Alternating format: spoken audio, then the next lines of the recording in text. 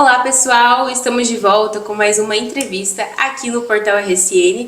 E vocês já me conhecem, mas faz um pouquinho de tempo que eu não apareço por aqui. Tá mais a Cristina Stett, mas eu sou a Valerie, repórter aqui do Portal RSN. E hoje nós vamos falar sobre um assunto muito importante, sobre consciência negra.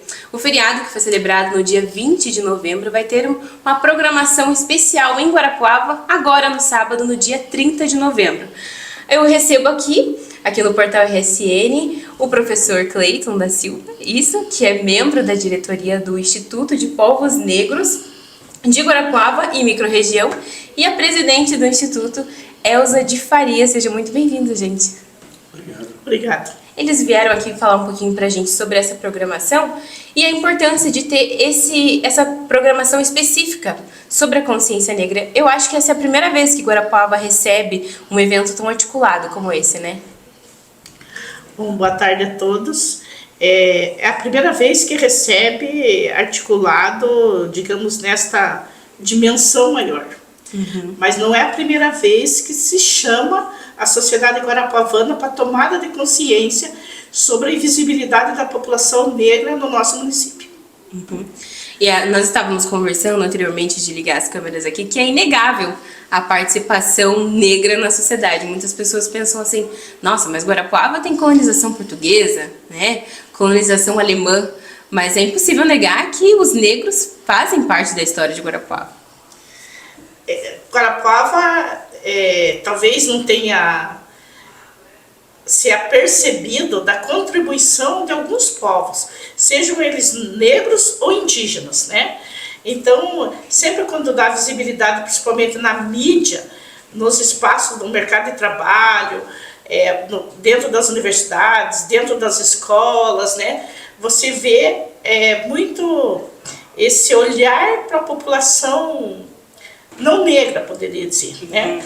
Mas vamos tirar esse população negra e a população não negra e vamos chamar a atenção para a equidade, para uma sociedade justa, né? Que precisa se dar conta, precisa tomar consciência, né? Precisa se aperceber que é a cidade de todos, que a contribuição e a oportunidade precisa ser para todos. Sim. Eu acho que isso é um dos maiores debates que quando a gente fala do feriado, né? Porque muitas pessoas falam, eu já ouvi isso, né? Mas como assim racismo? Racismo não existe, né? Agora o professor se animou. Não, a ideia de democracia, né, no Brasil, de democracia racial, é uma coisa muito interessante, né? Porque a formação da América, ela se faz baseada na servidão indígena, na escravidão indígena e também na escravidão, né? Esses povos transladados que vieram, que não são só negros, né? Você tem várias origens de povos que vieram da África transladados para cá. Então a contribuição desses povos ela é evidente, está na culinária, está nas nossas manifestações culturais as mais variadas no Brasil como um todo. Então essa coisa do século XX, de trazer a modernidade, principalmente na construção de uma identidade de Brasil como única nação, como um território, uma única nação, um Estado nacional, ela trouxe um quê de misticismo, ao mesmo tempo que você teve políticas deliberadas mesmo de embranquecimento, né? Quer dizer, a ideia da indolência, de que o índio, o negro era indolente, quer dizer, então você trazer populações europeias no século XX, final do século XIX, início do século XX, como uma forma de embranquecimento. Isso foi uma estratégia deliberada do Estado brasileiro.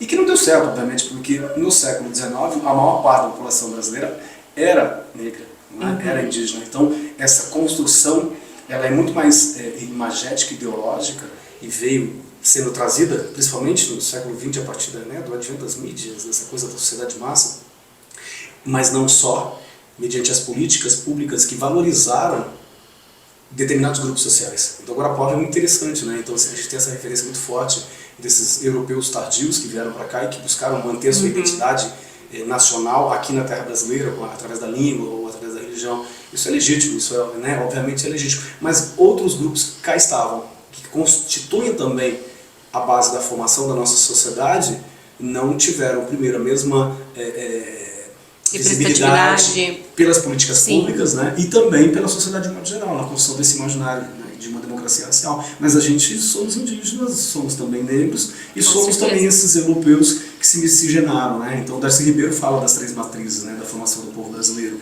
né? Contribuição afro-indígena e essa contribuição lusitana, né? E o século XX que joga tudo isso num grande caldeirão e, infelizmente, no Brasil, a construção da identidade nacional, ela passou por essa construção de uma política de embranquecimento e de um mito, então, consequentemente, de uma igualdade racial que não existe. Com certeza.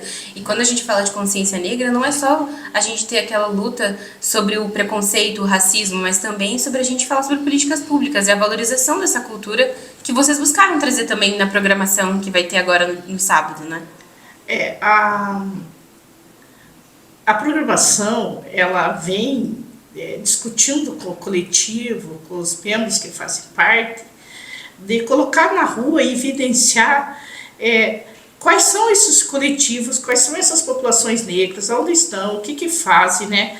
A nível de cultura, a nível de arte, a nível de consciência, né? A nível de educação, a nível de formação. Então, para você ter assim, para a gente colocar em termos de micro-região, nós estamos em torno de 5 quilombos ao redor, né, do município de Guarapuava. E, de repente, você pergunta assim, mas onde estão? Quem são esses quilombolas que estão? O que fazem? Né? Então, trazer para a rua é articular isso e dar oportunidade para que eles consigam colocar qual é a contribuição. Quem são? O que fazem? Onde estão? Né? Que muitos dizem assim, tem quilombo aonde? Né? Então, é uma oportunidade para a gente trazer e discutir. Mas não são os quilombolas, né? De repente, as pessoas que estão aí à frente, aos terreiros de matriz de religiosidade africana, né? Sempre perguntam assim, tem terreiro em Guarapuava? Tem terreiro em Guarapuava. Tem pessoa que frequenta? Não, claro que a população que é adepta, né, frequenta. Mas quem são essas pessoas? Onde que estão, né? Tem roda de samba, tem rap, tem A capoeira. Tem capoeirista, né? Aonde que estão esses capoeiristas? O que faz, né? Então, e mesmo a nível de instituição, né? De Secretaria de Cultura, né? Nós temos aí o coral, né? Será que o coral dá conta de colocar essas especificidades da criança negra na música, na dança, nos espaços de arte? Como que se dá isso? Então, articular isso foi assim um passo, não diria, importante para Guarapuava, né? E colocar na rua digamos assim, tornar público. Porque muitas vezes a gente faz o evento numa cidade, numa comunidade. O que deveria já estar público, então agora ele vem a público. Com certeza. A gente tem uma série de políticas públicas que foram construídas ao longo dos últimos 30, 40 anos. É importante pensar que na região a gente tem toda uma questão do conflito fundiário que é muito forte. A expansão de fronteira agrícola nessa região, primeiro com a ocupação do terceiro planalto, retirar, né, a floresta, e aí, consequentemente, você retira as pessoas que aqui viviam. E essa construção do território brasileiro, também aqui, essa ocupação, a marcha para o oeste, ela se fez em cima de outras atividades econômicas que já existiam e que, consequentemente, colocaram pessoas. Então, a economia tropeira, ela era baseada no trabalho escravo. Então, a presença indígena escrava nessa região ela era evidente. A gente tem essa ideia muito no Brasil, ao sul do Brasil não tem população negra, pelo contrário. É interessante porque o Rio Grande do Sul tem mais terreiros, inclusive, que a própria Bahia. Então, assim, a presença da religiosidade negra, não é, a partir dessa matriz afro, ela está evidente. Né, colocada no sul do Brasil, e Guarapuava não é exceção a isso, não é exceção a essa regra da presença negra. E aí o evento ele tem um pouco isso, de tentar trazer manifestações que muitas vezes são preconceituadas. A própria cultura hip hop, que é uma cultura criada no contexto, né, da periferia, no contexto suburbano das cidades, por jovens cuja referência de origem, muitas das vezes, ou na maior parte das vezes, são baseadas em histórias de pessoas cuja ascendência é indígena e africana. Sim, e hoje o hip hop ele se tornou um ritmo muito conhecido, agora tem várias vertentes como o trap e tudo mais. A gente, óbvio, não tem só pessoas negras que cantam isso, né? Tem pessoas de outras cores de pele, mas é exatamente isso. O ritmo seguia também uma manifestação cultural do que aquelas pessoas viviam. Por que era o movimento das ruas? O que eles cantavam? Sobre o que eles falavam, né? Hoje mudou o tema, mudou um pouquinho nas vertentes do hip hop, o que eles cantam, mas muitas pessoas não pensam, o rap veio da rua mesmo? Porque hoje você escuta um estilo de hip hop mais pro pop, muitas vezes, e vai mudando, mas as pessoas esquecem que o rap veio dessa cultura, As manifestações né? culturais, elas são vivas, elas são constantemente Sim. recriadas. A questão é a valorização dessas matrizes. Sim. E saber que esses sujeitos que viveram essas matrizes nos legaram elas, e que essa trajetória, por mais dolorosa que seja, ela é também uma trajetória de vitória. Sim, porque ela permitiu sim. o legado de uma referência cultural que, infelizmente, na nossa sociedade envolvente, na sociedade, né, a partir de certas questões que a gente entende como se fossem majoritárias, por exemplo, então, a religiosidade africana, ela é menor que a religiosidade católica? Não, ela é tão ancestral quanto. Quando a gente fala em tradicionalismo, e essa região fala muito sobre tradicionalismo, a gente também tem tradições que têm matrizes indígenas e africanas. Então não existe uma tradição melhor que a outra, ou mais antiga que a outra. Todas são concomitantes. A grande questão é o valor que a sociedade, de um modo geral, né,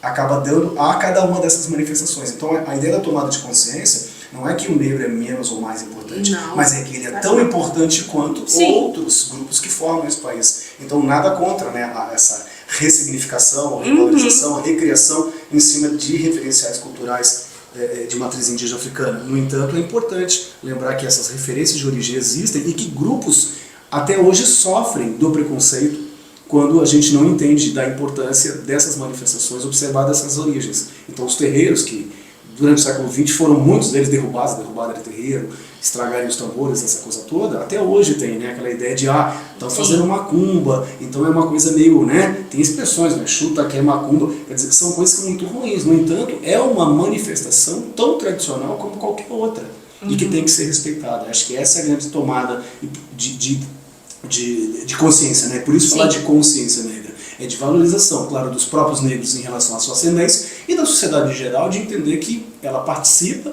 de uma sociedade cujas referências também perpassam pelas matrizes afro e pelas matrizes indígenas. Então essa é a ideia. Eu achei muito interessante vocês terem feito o evento ali no Parque do Lago, né? Para quem não sabe, o evento da Consciência Negra, a programação vai ser próxima ali à Usina do Conhecimento. Estávamos discutindo ali qual seria o nome daquele espaço, mas ainda não tem o nome. Pode ser que daqui a um tempo já tenha uma figura negra, mas eu achei interessante vocês terem colocado ali o movimento na rua como forma mesmo de um espaço público, né? Porque, como eu falei, muitas vezes a gente sabe dessas programações, mas acontece em determinados espaços que não estão, às vezes estão abertos à comunidade, mas a comunidade não vê, não conhece, não sabe. E estando ali na rua, mesmo que a pessoa não saiba da programação, chama atenção. Chama atenção ver uma movimentação, ver um espaço ali sendo utilizado como manifestação artística, como algo aberto à comunidade. Eu queria saber, então, o que o povo pode esperar dessa programação no sábado, o que vocês prepararam para esse dia?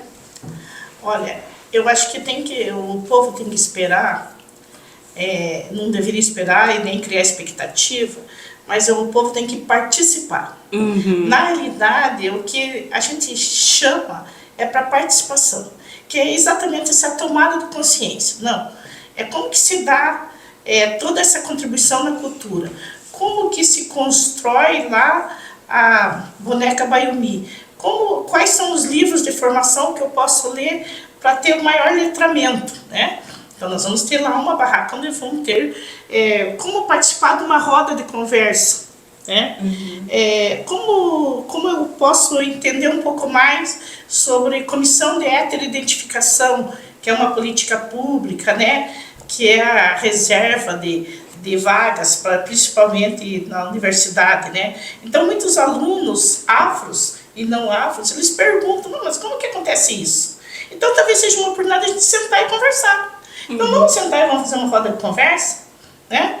Então nós vamos ter lá essa oportunidade de sentar e fazer uma roda de conversa, de sentar e folhear uma literatura. De ser intencional nisso, né? De sentar e participar de uma oficina de Baiumi, né? De retalhos e ancestralidade, que vai ser ministrado pela Nayan do Quilombo, né? E pela Gisele do Candói.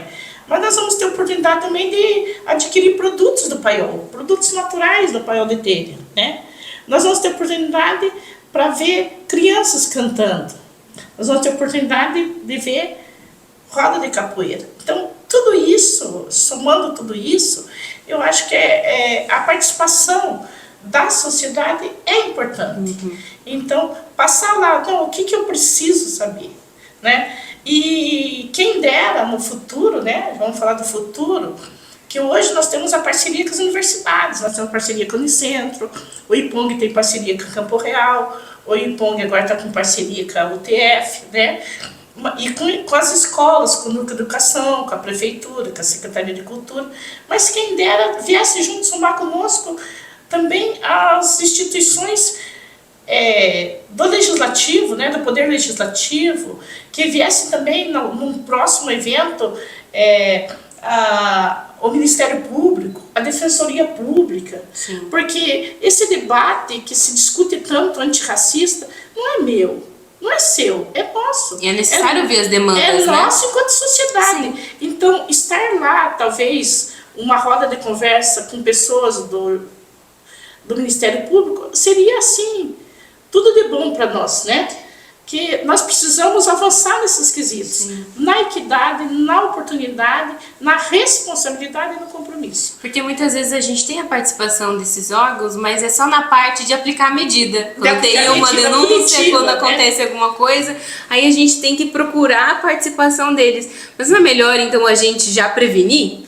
Né? Ouvir a demanda para que não tenha aquela denúncia, para que não tenha depois aquela demanda que tem que entrar com uma medida punitiva, que ninguém quer chegar nesse ponto. O aperfeiçoamento, né, das políticas Sim. públicas, porque a gente fala das comissões de identificação, elas estão presentes nas universidades, mas elas também estão presentes nos concursos públicos. Sim. Muitas vezes as comissões, não é que elas não tenham a competência, mas elas não estão preparadas. Aí, quando fala em letramento racial, é importante isso. Sim. Você ter tanto a representatividade, quer dizer, ter negros na composição dessas comissões, mas também aqueles que estão participando dela têm um letramento para entender o papel que tem. Porque Sim. a gente fala de políticas que são, sim, políticas de reparação. A gente viveu durante esses 120 anos, né, do século XIX e do século XX, na construção de uma modernidade cuja participação da população negra e indígena ela é minoritária. Então essa é a grande discussão. Enquanto a gente tem uma sociedade em que durante muito tempo a maior parte da população ela é negra e ela é indígena, a gente não teve ao longo do século XX políticas que permitissem que essas pessoas conseguissem alçar as possibilidades que essa modernidade do século XX, principalmente depois da Segunda Guerra Mundial, nos legou. Eles não tiveram esse acesso. E a gente está falando de uma série de coisas. Mercado de trabalho, ocupações de pós-trabalho, cargos de tomada de decisão dentro das instituições públicas, Sim. principalmente, mas não só, quer dizer, dentro das universidades com pesquisadoras negras, indígenas, não é? Essa representatividade que traz outras perspectivas de visão de mundo e, consequentemente, ajudam a abrir a porta do conhecimento para outras perspectivas sobre o que é existir, sobre o que é viver, entende? Quer dizer, sobre problemas muitas vezes, né? Sejam eles relacionados à saúde, sejam eles relacionados à cultura, sejam Sim. eles relacionados à política. Quer dizer, você trazendo os negros na sua representatividade, você consegue trazer, né, outras perspectivas. Então é importante, muitas vezes, os órgãos públicos, como o Ministério Público, por exemplo, estar preparado não só para responder aos problemas quando eles aparecem, mas muitas vezes também a ajudar a cobrar que as instituições, as normativas, sejam colocadas em prática da melhor forma para efetivamente elas alcançarem seus objetivos. Por exemplo, a gente tem leis que regem sobre educação, relacionado à temática afro-indígena nas escolas. Elas são implementadas? Como elas são implementadas? Então aí cabe também pensar... Qual é a narrativa? É efetivo, né? A Secretaria Municipal de Educação, os núcleos regionais de educação, né, o de Guarapuava, mas não só, o do Paraná. Como é que está a implementação disso? Que materiais estão usando? Né? Qual é a referência? Fomentar a produção desses materiais. Entende? Muitas vezes vem nesse sentido, né? Quer dizer, só um Ministério Público correndo atrás dos problemas que chegam a eles. Né? Apagando incêndio. Muitas vezes seria interessante pensar mesmo como que a gente poderia implementar essas políticas públicas que são importantes, Sim. de valorização. Na verdade, a gente está falando de formas para tentar diminuir o preconceito, Sim. buscar o que a Elza fala de equidade, mas também diminuir os preconceitos, que a gente tem muito forte. Não é? Com certeza. E não tem, eu acho que, forma mais efetiva que isso que você ouvir. Né? Você está no meio da comunidade que está debatendo e conversando sobre isso, porque só assim você vai saber qual que é a demanda, o que essas pessoas estão necessitando, precisando, o que elas pensam, sabe? Guarapuava tem muitos coletivos que têm como referência ou a matriz afro ou são protagonizados por negros. Então a gente tem o Paiol das Artes, que está articulado junto ao Quilombo Paiol de Teiras, a gente tem vários grupos de capoeira aqui, a gente tem vários terreiros em Guarapuava, a gente tem muitos meninos da cultura hip hop que se identificam com essas referências de matriz afro-indígena. Quer dizer, no fundo, a ideia é tentar articular e construir o sonho, na verdade, é ter um ano inteiro de consciência negra. Uma Talvez vida inteira. ter uma programação do mês de novembro da consciência negra. Com certeza. Mas, no entanto, por enquanto, o que a gente consegue fazer é isso, organizar um evento, tentar trazer, aglutinar as pessoas para que elas dialoguem, construam laços também de afetividade, no sentido de se respeitarem, de se conhecerem e reconhecerem o trabalho umas das outras para somar e dessa forma a gente conseguir ter efetivamente um fortalecimento não só da entidade do IPONG, mas do trabalho de cada um. Porque na medida em que constrói essa relação de afeto e as pessoas se reconheçam, elas sabem, quando tem um trabalho de capoeira, tem essa pessoa lá. Quando tem um trabalho sobre cultura e artesanato, tem aquela pessoa lá. Já sabe identificar quem são as pessoas, né? Isso, e aí se construir efetivamente um movimento coletivo, né, de representatividade e de construção mesmo, de uma consciência, até para reivindicar, né, do poder público. Questões, por exemplo, a gente não tem ainda em Guarapuava o Conselho da Igualdade Racial estabelecido. Está sendo construído uma minuta para... Está na Câmara, inclusive, agora. A gente precisava sair com esse documento que regulamentasse o Conselho da Igualdade Racial, para que a gente pudesse ter, inclusive, a construção de algum tipo de fundo para fomentar políticas como essa. Né, que a gente conseguisse fazer o evento com mais tranquilidade, mais facilidade, e conseguisse, através do Conselho, reivindicar do poder público, e não só dele, aquilo que a gente precisa. Muitas vezes precisa de uma tenda e não consegue. Sim, a participação. Precisa de um equipamento de som e não consegue. Precisa utilizar o teatro e às vezes tem dificuldade. Para a gente conseguir colocar lá dentro uma programação.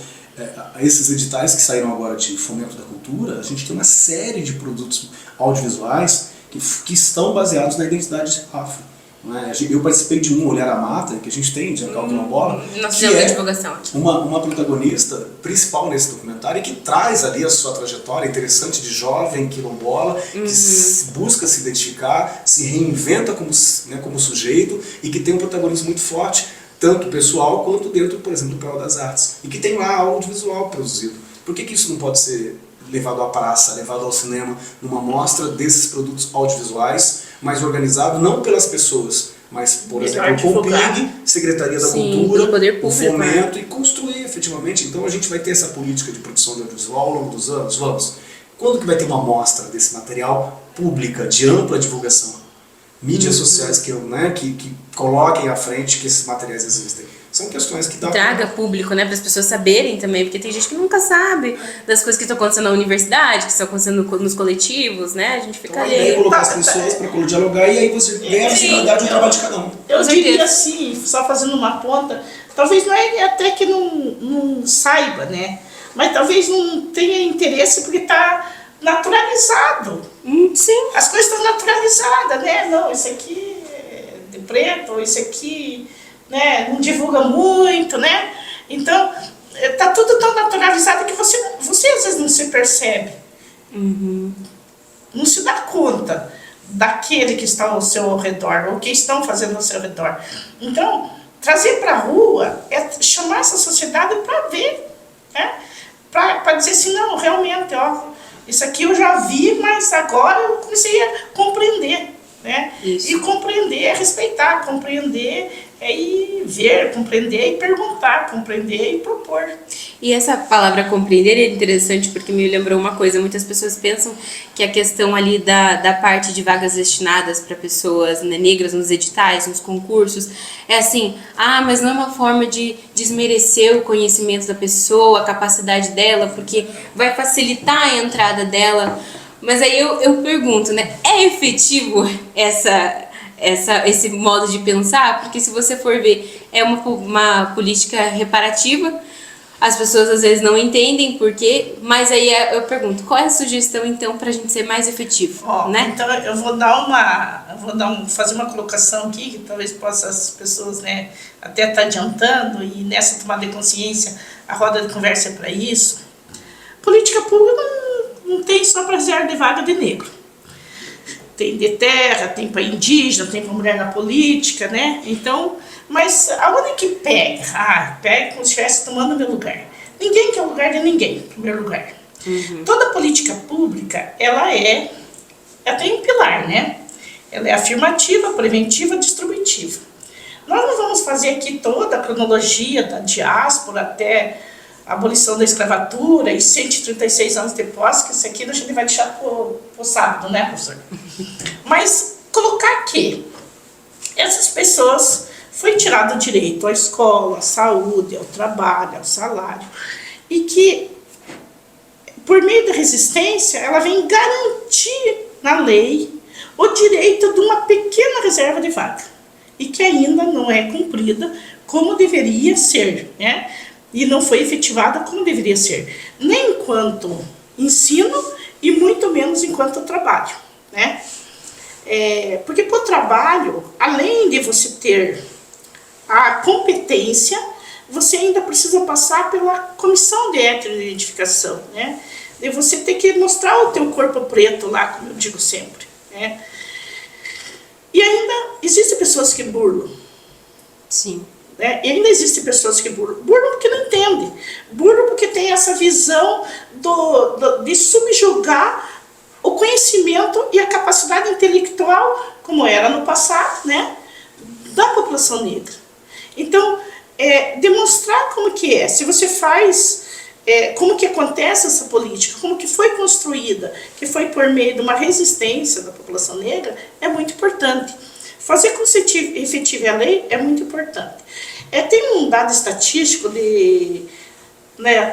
na revista Super Interessante de 2017, né? Então, em 2017, a revista Super Interessante fez uma pesquisa. E dentro da universidade, os que se autodeclaravam negro eram só 2%. Então, de cada 100, 2.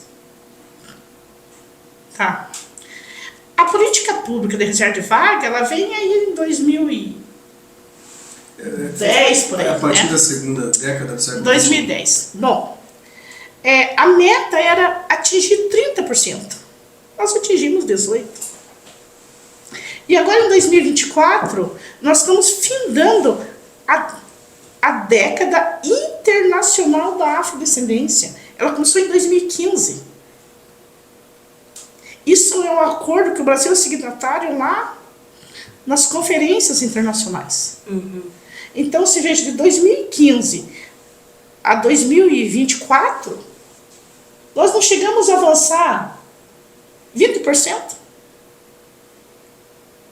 Sendo que a meta era 30%, né? Sendo que a meta era 30%. É porque então, a importância de pensar que a nossa sociedade ela é composta por uma população percentualmente de 20% a 30% da população negra. A palavra não é exceção a isso. Então, por isso de pensar. 30%. Sim. Então, pensar o porquê que tem essa reserva de vaga, ou porquê que tem esse número, como que ela é construída. Vamos para um debate, vamos para uma roda de conversa. Vamos ressignificar isso. Vamos procurar entender como isso funciona. Vamos compreender melhor. Vamos né? compreender melhor como funciona. Com certeza. E vamos entender que eu não quero tirar o lugar nem de ninguém. Eu quero o direito de ter a oportunidade igual. Que essa sociedade tenha equiparação. Que essa sociedade, se é 30%, como diz lá o IBGE, então esses 30% estão aonde? Se eu tenho 2% dentro da universidade. Uhum. E tenho 10% tentando burlar a lei. Sim, com certeza. E ter essa comissão traz mais transparência para que isso seja efetivo, porque a gente sabe que um processo seletivo, muitas vezes, ele não é transparente. As pessoas já dão uma olhada ali, quem passou, qual é o perfil que nós queremos aqui dentro. Se encaixa? Quando você tem uma política ali que tem que destinar as vagas, já não pode fugir muito. Porque muitas vezes as pessoas pensam assim, eu passei no concurso, mas o concurso é transparente dos aprovados? Porque eu já ouvi história de muitas pessoas que passaram e aí depois falaram assim, mas tal pessoa entrou por cota e não era nem negro.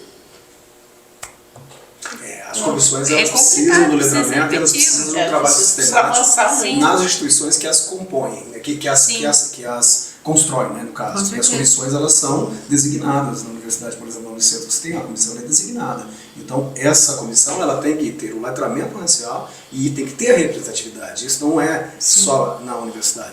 Todas as comissões, no caso das comissões de identificação, as pessoas têm que ter o letramento e elas têm que ter a representatividade negra ali dentro. Porque muitas vezes a pessoa ela não tem esse conhecimento e ela pode até acabar de alguma forma reforçando o racismo.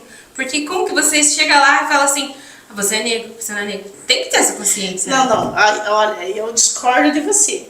Quando você fala assim, reforçando o racismo, eu acho que já tem alguma coisa assim, não compreendido na sua totalidade, né? Então, se tem uma lei para cumprir, tem uma lei para cumprir. Sim. Se tem uma população que está na invisibilidade, essa população tem que ser colocada.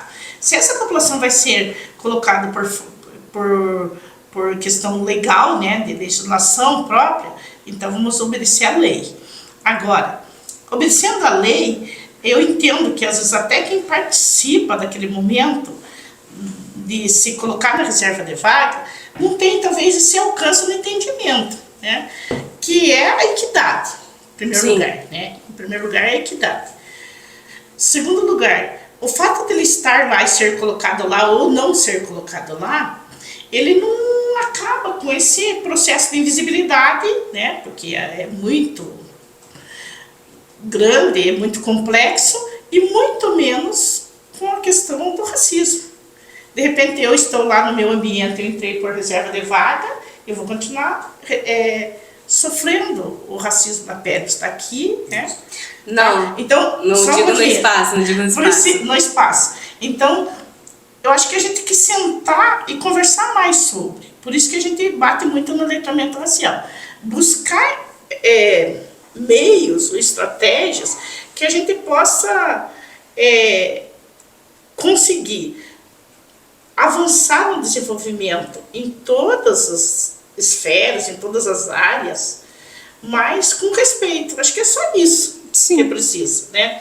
Então, eu vejo alunos meus falar, professora, eu não vou colocar lá, eu sou preta, eu vou colocar a reserva de vaga lá para afrodescendente, porque daí vão ficar usando um termo que eles usam muito, pagando de mim, né? Então, se veja assim que falta de consciência até às vezes para nós, enquanto sujeitos de direito. Sim. Se falta para nós, imagine para o restante da sociedade. Como que ela nos vê? Ou como que ela não nos vê? Que é a pergunta. Ou em que situações ela vê? Sim, mas Ou se vê em situação de ameaça. sim, mas a minha fala em si foi a parte de quando você vai aplicar essa parte da reserva de vagas, você tem que se apresentar, né? Porque você, ao se declarou, você tem que se apresentar.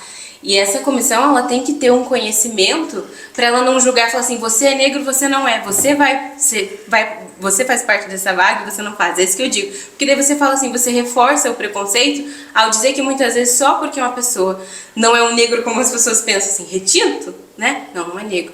Então tem traços negros, tem diferença entre o colorismo, tem diferença entre as pessoas. Mas isso não significa que uma pessoa, não posso dizer assim, eu acho que isso, na questão das vagas, dos concursos, é complicado porque tem pessoas que se autodeclaram negras e aí depois vem outra pessoa e fala, não, mas ela roubou a minha vaga, entendeu? Acho que toda política pública Sim, vai existir. vai existir isso, situação. entendeu? As comissões, quer dizer, o trabalho todo que é desenvolvido é feito baseado nas características Sim. de fenótipo. Isso é evidente. É Entende? Não é evidente. porque a pessoa não é retinta, por exemplo, que ela não vai entrar, mas ela tem os traços. Isso, sobrancelha, é isso. Pra nariz, gente não reforçar queixo, o preconceito. orelha, formato sim. geral do rosto, o cabelo, quer dizer, é isso que é observado, porque tem que ter algum tipo de critério objetivo. Tem, exatamente. E aí tem muitos que se declaram e não tem, entendeu? E aí na comissão eles têm que ser Eles revelados. têm que, então, a comissão ela tem que fazer valer isso, né? De ter essa avaliação. E é isso que eu falo, muitas vezes a gente chegar lá e declarar uma pessoa e aí depois falar assim, não, mas aí você não está sendo preconceituoso? Porque sempre vai ter alguém que vai julgar a avaliação. Valerie, né? Valerie. Eu estou em comissões há mais de 8 anos. Posso dizer assim para você que esse aqui é um capítulo à parte que levaríamos o dia inteiro, a noite inteira comentando, né? Então, só a nível de comissões de edificação de universidades, a universidade que tem um trabalho assim bastante efetivo e bastante, digamos assim, além do que é a Universidade de Londrina, né? E nós, enquanto IPONG, buscamos apoio na UEL e Maringá para justamente dar formações para as pessoas do IPONG, para que elas possam justamente ter esse letramento de como fazer, de como fazer correto, né? De como proceder corretamente, qual a metodologia, quais os procedimentos que devem ser observados. Tanto para a montagem da comissão, quanto para o trabalho da própria comissão. Sim, para... Hoje, não quero ser até assim, mas a Secretaria de Estado da Educação, ela deu um curso sobre os procedimentos e métodos para as comissões de identificação. No município de Guarapuava, só 2 pessoas fizeram, que tem a formação. Eu e mais uma professora, uma pedagoga do núcleo de ensino. Então, o que acontece? Como falta esse entendimento nos procedimentos das metodologias, nós estamos vendo aqui, observando, instituições que formam comissões sem que essas pessoas, sem levar em conta os procedimentos, a diversidade, os métodos, e daí acabam realmente às vezes falhando na avaliação, ou não, né? Mas que é importante que, antes de tudo, inclusive neste sábado, a gente possa sentar, né, e também conversar sobre isso. De repente até fazer uma carta, né, professor? Ou até, porque é uma proposta do IPONG com a Unicentro, de dar um curso para membros que participam de bancas de identificação no mês de março de 2025. Há uma necessidade de dar letramento, há uma necessidade de trabalhar procedimentos, há uma necessidade de trabalhar encaminhamentos corretos. Uhum. A proposta, a gente tem um projeto de extensão que no próximo ano a gente monte um cronograma de ações para a qualificação, esse letramento racial que a gente fala. Quer dizer, para o conhecimento, para os membros que irão participar das comissões de identificação, eles consigam desenvolver o melhor trabalho possível. Então a gente tem essa proposta através do projeto de extensão, para desenvolver. O IPONG tem essa proposta. E voltando a falar, isso é mais um dos assuntos que vai ser colocado na roda de conversa no sábado, no dia 30 de novembro, a partir de que horas, gente? O trabalho inicia, a gente vai começar a partir das 14 horas. E vamos até às 19 horas a gente... A tarde toda até a parte da 14 às... Pôr do sol, até enquanto o sol brilhar, a gente vai estar por lá fazendo atividade. A questão da montagem de infraestrutura a partir do meio-dia, né, professor? De repente, se tem alguém disposto a colaborar, estamos lá para poder... Nós vamos estar montando aí as estruturas das tendas a partir do meio-dia, mas é a partir das 14 horas que começam efetivamente os trabalhos. Eu já me estendi muito nessa entrevista, né, Brain? Eu só vou finalizar, só queria fazer uma última pergunta sobre o IPONG, né? Quando surgiu e também a importância de ter um instituto aqui em Guarapuava. Para quem não conhece ainda, Guarapuava tem o Instituto de Povos Negros de Guarapuava em micro-região, acertei o nome. Então, tem um papel muito importante aí na sociedade para trazer esse debate à tona, não é mesmo? Bom, o IPONG é a reunião de um coletivo que já há mais de 10 anos vem pautando essas questões, né, que a gente já debateu aqui, já conversou sobre, dialogou sobre, e houve a necessidade de transformar numa pessoa jurídica, né? Então, nós juntamos um coletivo, foi criada, então, uma instituição, e essa instituição, ela representa a micro-região. É Guarapuava e mais 18 municípios, né? Então, estamos representando 18 municípios. É importante também colocar que, por que fazer uma pessoa, colocar como pessoa jurídica? Até porque quando você fala, você pessoa, né, a gente já colocou ali, no individual, às vezes ele não tem alcance como tem no coletivo. E como as demandas eram muitas, então é necessário fazer esse coletivo. Não tem sede por enquanto, mas futuramente é uma proposta de ter sede, de ter uma sede específica. Então, nós temos, onde que nós nos reunimos? Geralmente na casa do membro, né? Então, quando, hoje vamos se reunir lá na casa da Elza. Não, amanhã vamos ver se é possível se reunir lá na casa do professor. Não, quem sabe se vamos pedir lá autorização, a gente já usou a CISPEMUG, já usou o espaço do Colégio Navanda. Então, quando há uma coisa maior, a gente procura um espaço. Mas se não, a gente se reúne na casa do membro, que cede, né? Nós temos página no Instagram, o telefone por enquanto é pessoal, mas quando nós temos e-mail, ipong.guarapuava@yahoo.com, né? Então, se quem quiser, por exemplo, mandar via e-mail, ou quem quiser via WhatsApp, tem o número pessoal lá, e tem o Instagram, IPONG.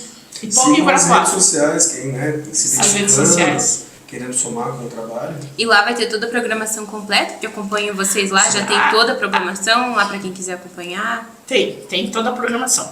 Uma outra coisa que é importante, alguém pergunta assim, como que eu posso participar? Né? Então ele entra em contato conosco, participa das reuniões, e daí no estatuto ele diz que ele deve participar 6 meses. A partir de 6 meses que ele está participando dos eventos e colaborando e auxiliando e tal, então é colocado no estatuto. Então ele vai aumentando, como qualquer sociedade que tenha CNPJ, a lista dos membros. Entendi. Então a partir dos 6 meses que começa. Mas você pode, por exemplo, começar a partir hoje, sábado, né? E nada impede mesmo que você não Nada seja impede. membro de está participando de É forma verdade, esporádica nos estar eventos. presente, Estar né? presente. Com certeza. Estimulando, levando à frente. É. O Ipong ele é o instituto que aglutina, Sim. mas ele não é o movimento. O movimento são todas as pessoas, que representadas nessa pessoa jurídica, né, que o Ipong busca fomentar a política pública, mas não só a cultura, né, aquilo que A tem formação. a referência, né, seja afrocentrada, afro-indígena centrada também, porque também não colocar a questão sempre do indígena junto com isso. Sim, com certeza. E é aberto à comunidade para quem quiser participar. Então é o Instagram Ipong Guarapuava. Ipong Guarapuava. Ok, não tem underline, nada. Só, não, Ipong só Ipong Guarapuava. E o e-mail é Ipong Guarapuava, tudo junto, né? @gmail.com. Yahoo. Corrija lá, @yahoo.com. Então é isso, pessoal. Nós vamos ficando por aqui. Eu agradeço a presença de vocês, esse bate-papo que foi tão legal. E fica o convite para o pessoal de casa não esquecer de participar neste sábado, dia 30 de novembro, a partir das 14 horas, no Parque do Lago, próximo à Usina do Conhecimento.